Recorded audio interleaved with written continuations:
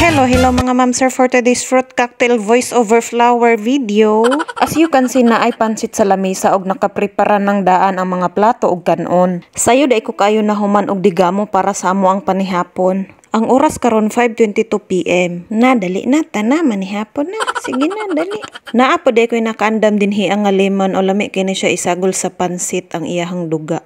Ay kalami sa duga sa lemon aslom kayo. Oh, unsa man imong ginahuna din ha Ay nako. Sayo ko na human og digamo kay naa ko'y mga bisita gikan og Jensen. Ako asa silang tawagon ha kay naara man daw sila sa gawas nag-walking. Asa man sila diri wa man lagi. Hoy, manihapon na.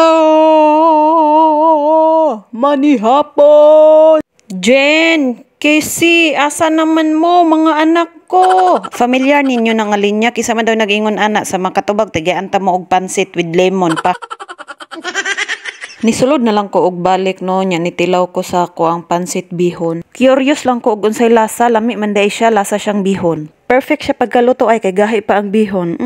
Sa makaduhang higayon na pud no ni gawas na pud ko og balik sa balay kay namasin ko makita nako sila apan pakyas kay wala pa gyud sila na uli. Gitan-aw na nako ang matag kanto diri sa amoa apan walay bisan anino nila nakita basin di ay no ni una og uli kay gikapoy og binaktas ba. Maong nisulod na lang ko og balik sa bay og naka-decide ko na mug-una na lang ko sa ilaha og panihapon kay di na gyud makaya ang ako ang bitok na ningil na gyud gigutom na siya pag-ayo. Makitaan man siguro ninyo dinhi sa video na ikatulo na nina kong hukad o napay ikaupat o diba? Di gyud basta-basta ning ako ang kagutom gyud. Human kaning lemon imuha ning kumuton da mo ni angay nimo. Saman gusto ka ikay mo kumot kay para makabalos ka ba ning lemonsito nga aslom kaayo. Ko akining gialsa padulong didto sa gawas kay ganahan ko sa gawas mukaon. Gipasigan ako og hapit ang suga masking hayag pa kayo sa gawas gamit ang ako ang tiil kay busy man ang ako ang duha ka kamot pati ang ako ang baba.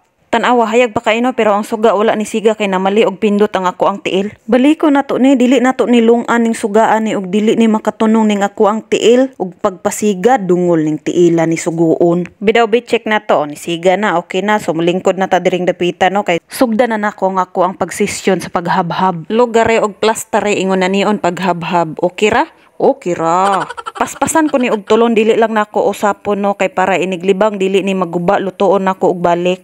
Recycle na to kay sa panahon karon mahal kayong palaliton. Char lang. Tuo ka pagtulon pa lang nako sa bihon na ay naghulat nga dambuhalang buaya di umano namataan sa aking tiyan dito lang sa pagbabalik ng Soko.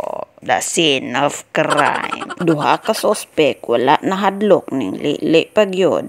Binakog Jessica Soko naman di ay. Tawag na ako sila, giagdan ako sila og kaon no ning saylo ra sila. So mao dito ako ang duha ka mga bisita no. Ambot nga nung ni saylo to sila no, nag-walking gid sila taman. Sana all dili kapuyan og walking. Ako pa ani kapuya pod mag-walking. Oy sayang kayo nga to ang taba makuha no nga to ang nang hinaguan. Ako ang tipo nga tao no nga gusto ko mamayat pero dili ko gusto mahago. Na, pwede day na o pwede siguro sa damgo. Og nakauli ra gyud ang ako ang gipanghulat no, o di ba bongga kayo no, fayat kaayo nya ga walking pa.